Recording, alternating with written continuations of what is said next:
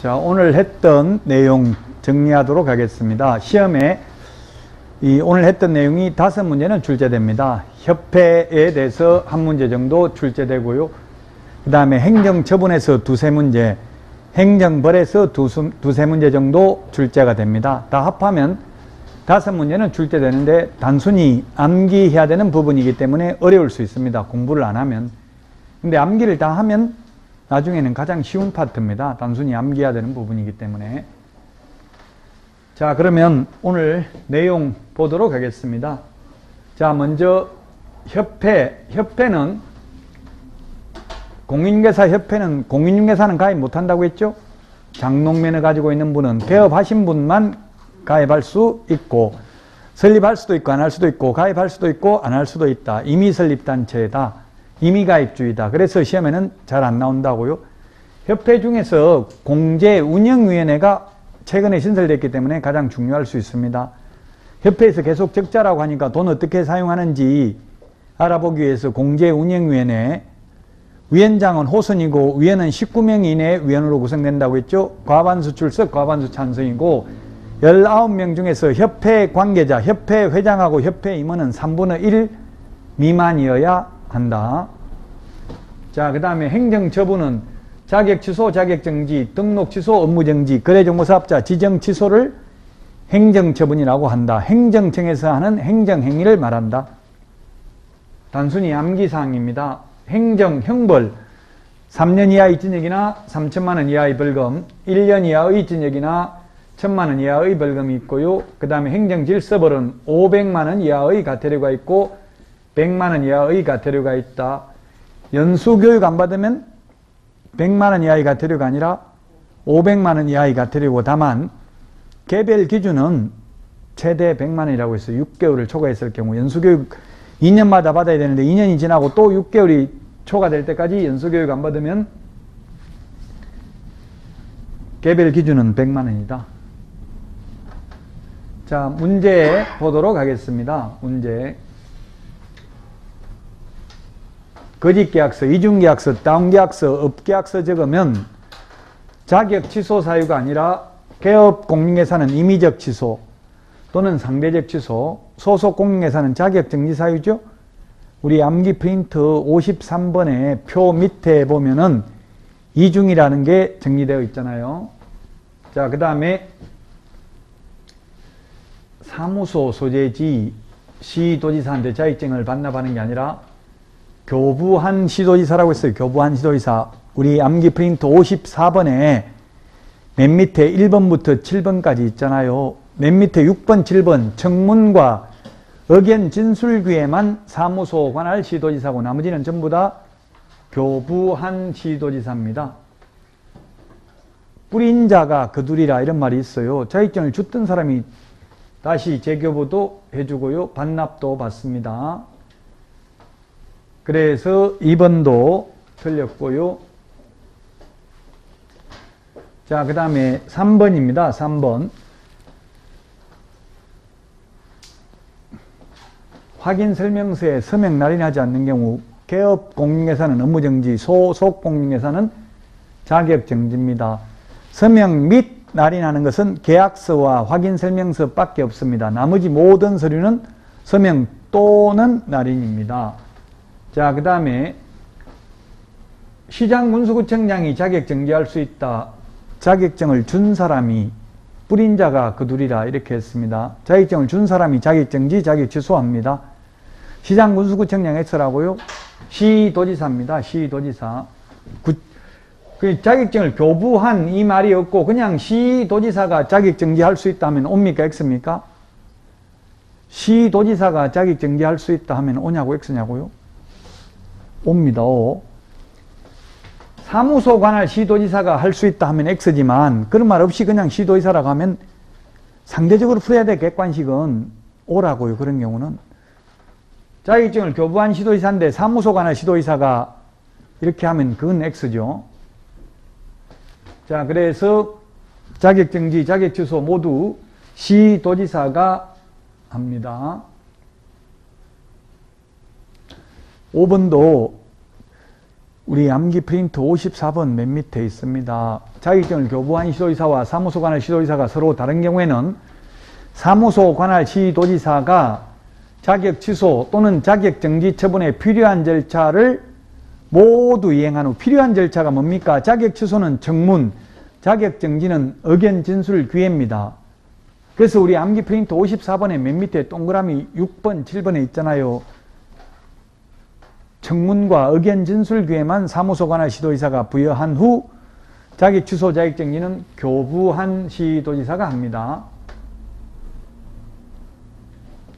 교부한 시도지사가 한다고요?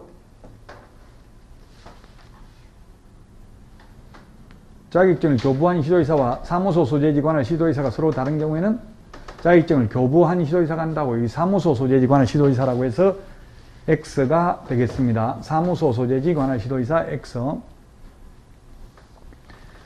5일 이내 보고는 우리 거기 암기 프린트 50번에 2번에도 나와 있죠.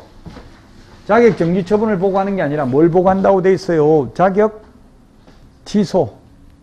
자격 취소만 보고한다고 했어요. 자격 취소 5일 이내 보고합니다. 자격 정지는 보고 규정 없습니다. 다만 자격 정지 처분을 한 시도지사가 통보하는 건 없는데 등록 관청이 자격 정지에 해당하는 사유를 발견한 때에는 시도지사에게 통보해야 됩니다. 시도지사가 자격 정지 처분할 수 있도록.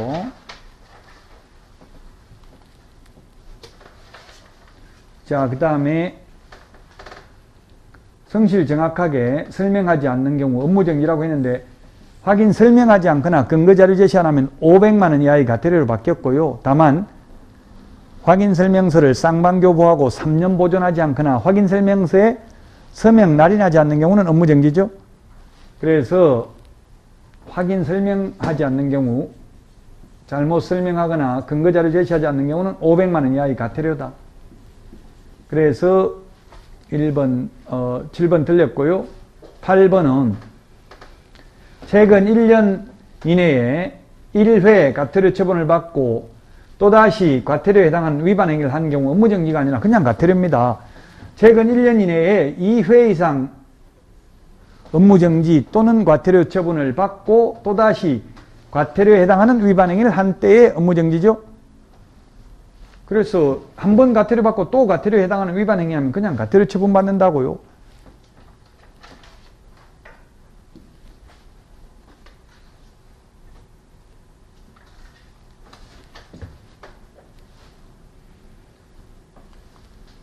자, 그 다음에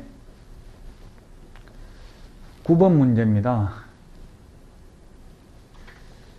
폐업일로부터 1년이 아니고 처분일로부터 1년입니다. 폐업일로부터 1년이 아니라 처분일로부터 1년이라고요. 처분일로부터 1년. 처분일로부터 1년 앞에서 했잖아요. 1월 1일 날 업무정지 처분받고 2월 1일 날 업무정지 처분받고 폐업을 했습니다. 폐업을 했다가 아까 얘를 다시 언제 7월 1일 날 재등록한다고 했나요? 7월 1일 날 재등록했다가 가령 9월 1일 날 또다시 업무정지에 해당되는 위반행위를 하면 그 처분일로부터 1년간 재등록한 개업공개사에게 승계되니까 중간에 폐업을 했다 하더라도 최근 1년 이내에 2회 이상 업무정지 처분받고 또다시 업무정지에 해당되는 위반행위를 한 것으로 보아 절대적 취소 사유에 해당된다고 했어요. 이 빈출 지문집에도 있었어요. 이게 폐업일로부터가 아니라 처분일로부터 1년간 재등록한 개업공개사에게 승계됩니다. 그 다음 10번이 양벌규정인데요. 직원 잘못으로 사장은 절대로 징역가는 일은 없고 벌금 받는다고 했죠. 벌금도 똑같은 액수의 벌금이 아니라 해당 조에 규정된 벌금형이라고 했어요. 1000만원 이하면 직원이 잘못해서 1000만원 벌금 선고받아도 사장은 100만원 선고받을 수도 있다. 해당 조에 규정된 벌금형이지 동일한 액수의 동일한 금액, 이 말이 틀렸다고요. 동일한 금액이 아닐 수도 있다. 물론 동일한 금액이 부과될 수도 있겠죠. 해당 조에 규정된 벌금형이니까. 자, 그 다음에 개업공개사가 아닌 자도 과태료 처분받을 수 있다. 예, 협회나 거래정보사업자도 500만원 이하의 과태료 있잖아요. 개업공개사, 공인중개사가 아니라도. 자, 그 다음에 포상금 전부 X입니다. 포상금 50만 원인데요. 국고에서 보조할 수 있는 비율은 100분의 50. 우리 암기 프린트 56번에 2분의 1에 10번에 있잖아요. 2분의 1. 2분의 1이나 100분의 50이나 50%나 다 같은 말이잖아요. 50만 원 중에서 최대 25만 원까지 국고에서 보조할 수 있죠. 전부라고 해서 X입니다. 자, 그 다음에 폐업 후 중개업을 한 자를 신고한 자는 포상금 지급 대상이 된다. 예, 포상금 지급 대상이 작년에 3개 있죠. 무등록, 부정한 방법으로 등록, 양도, 대여 3가지만 포상금 지급 대상이었는데 4개가 신설됐죠. 이건 무등록이잖아요. 폐업 후 중개업을 했으면 무등록이니까 포상금 지급 대상 맞아요. 이거 3개 외에도 신설된 게 지난주에 포상금 비교하는 거 프린트 내드렸죠.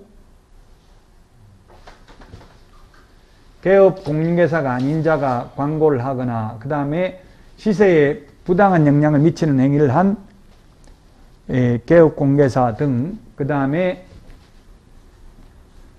단체 구성은 이외의자와 공동중개를 제한하는 행위, 그 다음에 누구든지 시세에 부당한 영향을 미치는 행위를 함으로써 개업공개사 등의 업무를 방해하는 행위, 이게 소위 부동산 거래 질서 교란 행위입니다. 요 3개. 그래서 4개가 신설됐습니다. 포상금 지급 대상 총 7개입니다. 자, 무등록 중개업자니까 포상금 지급 대상 맞습니다. 자, 그 다음에 협회. 이거는 지난주가 아니고 오늘 한 거네요. 협회 주된 사무소는 어디에 두든 상관이 없고요. 지부, 지회는 정관이 정하는 바에 따라 지부는 시도에, 지회는 시군구에 둘 수 있다. 단 지부를 설치한 때는 시도의사에게, 지회를 설치한 때는 등록관청에 신고해야 된다. 사후에. 맞네요. 맞는 말이네요. 14번은. 자, 그 다음에 이거 공제운영위원회가 중요하다고 했잖아요. 둘 수 있다가 아니라 둔다.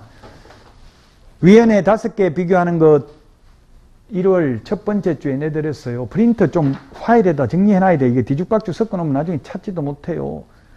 위원회 5개 비교하는 거 보니까 공인중개사 정책심의위원회는 둘 수 있다. 근데 공제운영위원회는 둔다.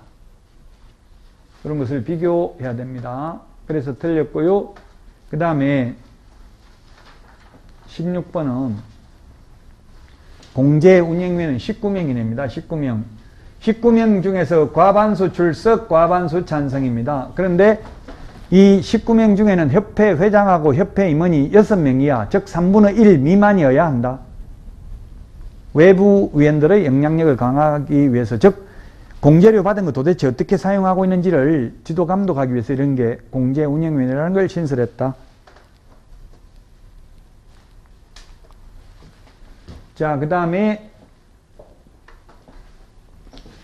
공제사업 운영 실적은 매 회계년도 종료 후 3개월 이내에 일간신문 또는 협회부에 공시하고 협회 인터넷 홈페이지에 게시해야 된다. 맞죠?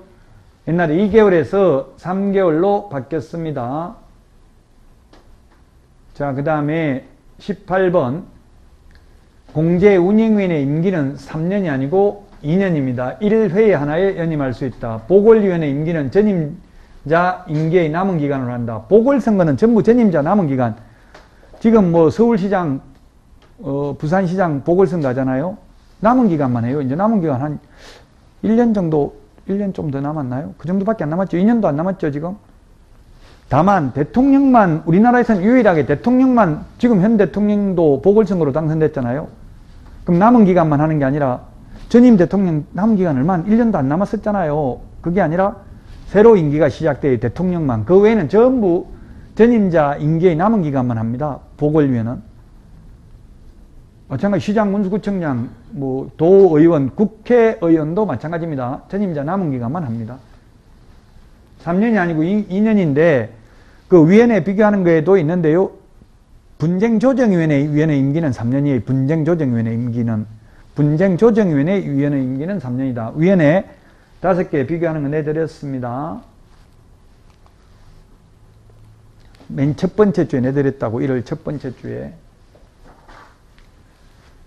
자, 그 다음에 협회는 재무건전성 기준으로 지급여력 비율을 100분의 100 이상으로 유지해야 된다. 100% 유지해야 된다. 그래서 지금 현재 협회는 공제료를 200억 정도 받는데요. 이 지급 여력 비율을 맞추기 위해서 현금을 제가 900억을 보유하고 있다고 했어요. 지금 여력 비율은 돈 달라고 하면 다 내줄 만큼 준비를 하고 있어야 된다고요. 100분의 100, 100%입니다. 그 다음에 개업공개사가 아닌 자가 표시 광고하면 1년 이하의 지정이나 1,000만 원 이하의 벌금이고 올해 포상금 지급 대상으로 받겠다고 했잖아요.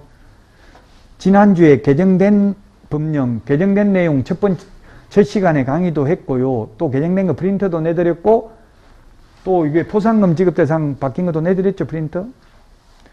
그때 프린터 보셔야 돼요. 자꾸 놔놓고 다음에 보려고 하면 다음에 볼 시간이 없어요. 무슨 말인지 몰라도 일단 보고 자꾸 반복을 하셔야 된다. 예, 포상금 지급 대상이 4개가 신설됐다. 이거 말고 3개가 뭐냐면 부동산 거래 질서 교란 행위, 시세에 부당한 영향을 미치는 행위를 한 개업공개사 등, 그 다음에 공동중개를 제한하는 개업공개사 등, 그 다음에 누구든지 시세에 부당한 영향을 미칠 목적으로 개업공개사의 업무를 방해하는 자 신고하면 포상금 지급 대상으로 확대됐다. 부동산 거래 신고 등에 관한 법률에서 포상금 지급 대상으로 확대된 게 거짓으로 전월세 신고한 경우, 또 전월세 변경 신고하지 않은 거짓으로 한 경우, 이런 거 전부 다 포상금 지급 대상으로 받겠습니다. 자, 여기까지 하도록 하겠습니다.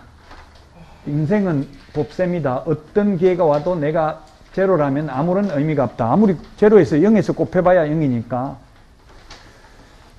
최선을 다하는 한 주 되시고 다음 주에 건강한 모습으로 찾아뵙겠습니다. 수고하셨습니다.